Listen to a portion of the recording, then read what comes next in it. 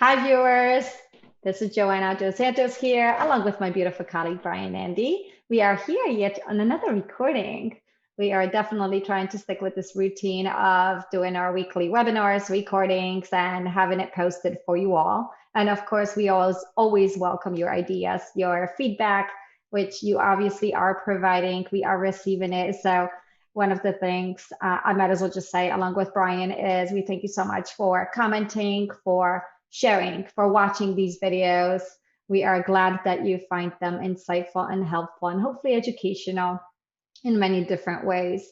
But one of the topics that we figured we would bring in for you today is, we don't have necessarily a title, but we want to talk about how do we close this year, 2020, regardless of how it was. What is it that we're glad to close? And what is it that we are looking forward to, hopefully, in 2021? I'm sure there's a lot of different thoughts surrounding this particular question or a topic. I know the first thought that popped into me, Brian, is end of COVID, which I'm sure that would kind of come up for a lot of people. But it's really the other things. It's the part of what is it that we're looking forward to? What is it that we want to do? What is it that we wish we can do? How can we, one of the things that we like to say is, how can we manifest a better version of ourselves in 2021? What is it that we can let go in 2020? Yeah, I think it's really important that during this time, in my thoughts, right, a review of the year. Not only, I mean, we can all acknowledge that it's been an interesting year from the perspective of the concerns and the anxieties, whether from health to politics to racial to identity to isolation, etc. Right? But I think it's simultaneously really important to think of the events or challenges that we have overcome in recognition of the character strength that exists in one person. And to think about the achievements in essence, right? That as we overcome, essentially, that means, if it's an achievement, if we had to tailor and feed towards the success versions of us, the character strengths of us, what did we overcome and which part of us, what mindset allowed us and enabled us to overcome some of the difficulties we went through, right? Because we create what we focus on. What we focus on, Yes. we multiply. And if we think from a place of doubt or hesitation, it only multiplies what we are hesitant about, and it becomes a really stubborn state of being. And that can exacerbate a sense of feeling stuck and helpless, right? So it's like neuroplasticity, right? When we focus on something, and depending how much we want to do it or not want to do it, the brain automatically goes there and it enhances these pathways. It strengthens these pathways, and that's exactly what you will be. Yeah. Our feelings, right? Our feeling thoughts. We have a thought, the feelings fuel it, and boom, we have a pathway. Some have a highway of those thoughts. I'm almost like smiling because I get so excited as you were saying this, because I guess what I'm trying to say is, what have we gained from 2020? What is it that we are happy maybe to let go, but also maybe what is it that we are happy to expand, right? It can go to so many different ways. Absolutely. I know. Go ahead. I was going to say, I think for myself, like, I feel like, and I think we're both like this, we're optimistic individuals. So it's the resiliency, I think, that we have when it comes to tough situations, and that we can move forward, that we can push through them. And I think that's just my thought, because obviously this is who I am, because I think it's a good personality to have, or at least a good trait to develop, right? Yeah, I think you can do so much with it. I mean, of course, to endure pain is not something that is great, but it's something that can actually, I think, strengthen you to push you forward. And I think for me this year, that's what COVID did. I've mentioned it before. My anxiety was the part of needing to, I just had that conversation with someone this week. my anxiety in 1 week, right? I had to figure out how to do my job from home, working on telehealth, whatever it is, the platforms that we're using, to figure out how am I going to be with my daughter, because now she was going to be out of school. Who's going to teach her? How is it going to work? And of course, the part because the news was expanding or talking about COVID 24/7, that's the only thing that you saw, pandemic and the numbers. And that's the only thing that you heard, radio, no matter where you went. So I've recognized that my anxiety, and I remember at one point going to sleep and my heart was, I felt my heart beating. And I was like, wow, this is anxiety. And I needed to do something with it. So, and I said this before in our previous recordings, I took it in a very productive way. This is where I'm enjoying these videos that we're doing. I enjoy the podcast. I enjoy my job. I love going into my office because I can today. We can today go into our office as a way to separate. And I know many of us don't have that because we need to work from home. And those are the challenges. But going back to what I had said earlier, I think COVID for me has allowed me to push myself forward in a more positive way, and how I can take that and apply it into 2021. What is it that I can look forward to? What is it that I want to do more? Can I do more? What about you? Well, I was thinking about the next, and I have some goals, whether it's personal and whether it is professional, right? In both parts. But I decided to create, every year I do a vision board. Yes. And there's a large vision board, but there's also sort of a vision board for the year, right? And instead of doing an entire year's resolution, I try and create new ones every 3 months.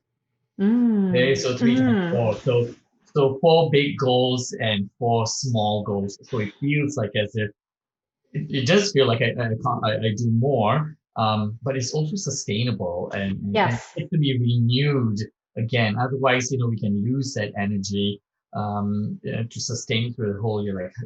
Some people may have that power to sustain, but I think the majority of us can get to that place of very plateaus. So I found an old frame. I love it. I replaced it with a recycled paper. Of course you did. And we were just talking about recycled paper. The wonderful things you can do with it. Vision board, feel it like you have it. Yes. This is where life coaching comes in, right? Life coaching works this way. You have to almost feel it and visualize it, that this is the part of you, of what you want to become, and how can you manifest it?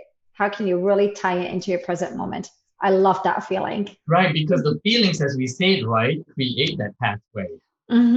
Whatever we feel, and imagine how, depending on the concern we have, how we ruminate and stay in that resonance, and the pathway that converts and becomes and transforms into a highway, an autobahn, right? And our thoughts, it only exacerbates our concerns. So why not use the same feeling of enthusiasm and joy and be mindful about the function of doubt that creeps in, right? It can simply be a practice of sustaining our best self in our everyday life. I'm almost wondering at the same time as you're saying this, the part of vision board, right? The part of who we want to become in 2021. What is it that we can look forward to? But also for those individuals, and I'm thinking, how difficult 2020 was or may have been, whether it is the personal losses that they have encountered because of COVID, whether it's the loss of a job, loss of a family member. I know you lost someone. I lost a friend of mine. I was not in touch with her for a long time, but there's still a connection to it in some ways. So I'm just thinking of how can we move forward from this 2020 year of where everything almost felt faded. That's what I feel like a lot of my clients, this is the word that they're using. I feel like it's a faded year. It's a year that's just very shadowy. I think that it just sounds so depressing at the same time as I'm saying it, because that's what it almost sounds like when I hear clients say these words. Yeah. And that 2020 is just almost like a disappearing year. Like it never existed, but things did happen. It may have not existed-ish, but things may have occurred. And how do we deal with some of those losses? And how can we move forward? Yeah, from a higher resonance, right? From a life examined and looking at a meaningful life. I wonder, for those losses, right? Can we honor those lives so that the experience of loss has a quality to the mourning experience? To honor the experiences of these people Mm-hmm. in our lives, that how wonderful that we've had some of these relationships and the good memories. They may be bittersweet, but I think to add that empowered honoring of that journey and that person's life, and give it meaning. I think we do have to decide at some point, right? Like in the sense of choice theory, how am I going to perceive an experience? Two roads diverge, Mm. and the road less traveled makes all the difference. Mm. Do I choose? I mean, of course, sad and disempowering and difficult thoughts may come into our minds, but I know just to lighten ourselves in a space of difficulty, right? Can we purposefully, intentionally think about what we have gained and grown and what possibility it's free to dream. So why Ah, I not? know. And if we're going to make a wish, why not make that wish emotionally? So that it's Mm-hmm. the emotion that rewires ourselves Mm-hmm. and creates that enthusiasm and the possibility mindset. Mm-hmm.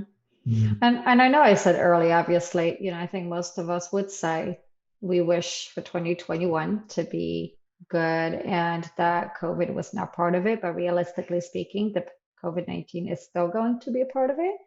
But what is it that we can do? And I'm thinking for myself, what is it that I can do? And I know I want to continue doing what I am doing still at the moment. And I think I still want to grow.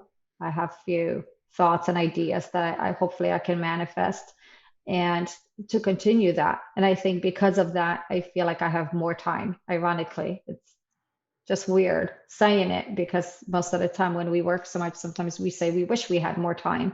And I think when you apply happiness into it or enjoyment, it's almost like time comes up. Ironically, it's just so weird. I'm Yeah. still battling with this idea, but there's truth to it. And this is why I say like the life coaching comes in.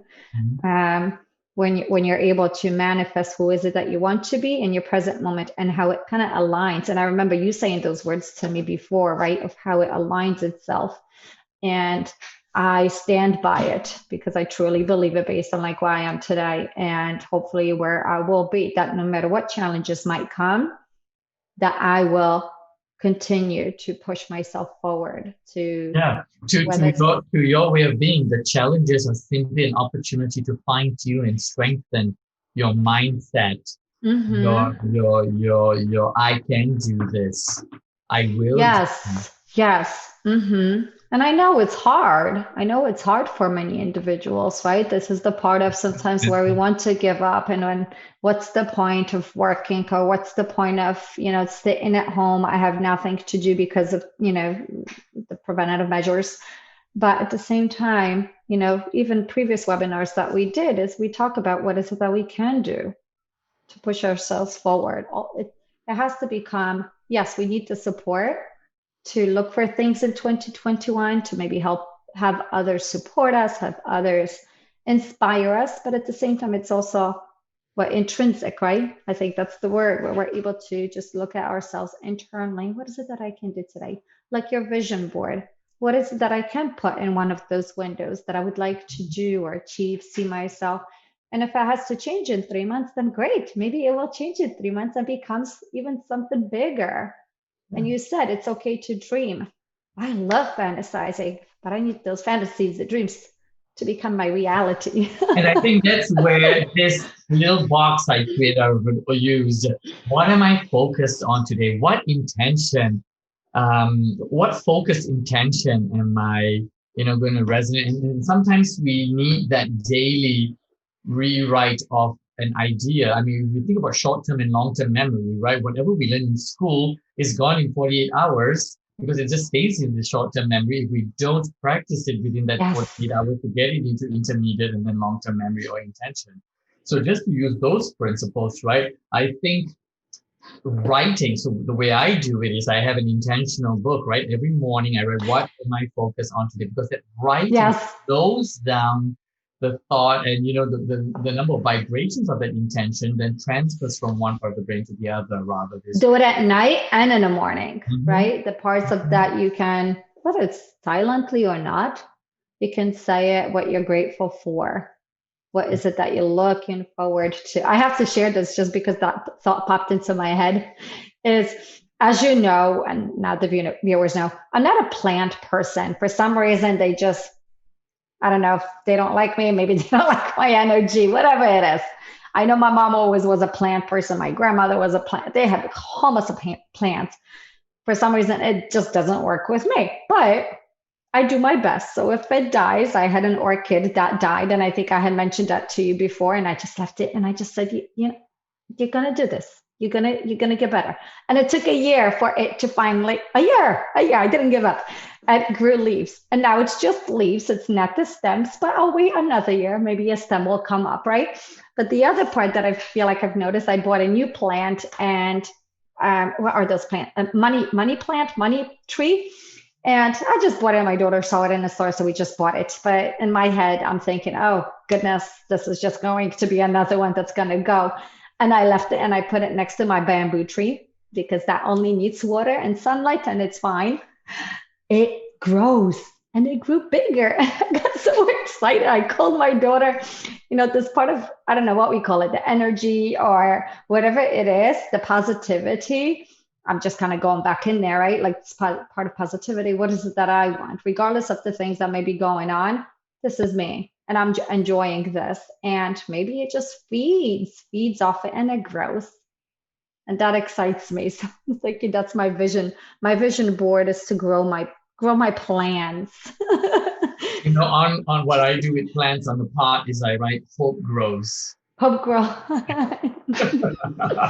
Well, you leave notes, secret notes around the offices anyway. You put them anywhere. Everywhere. I love it.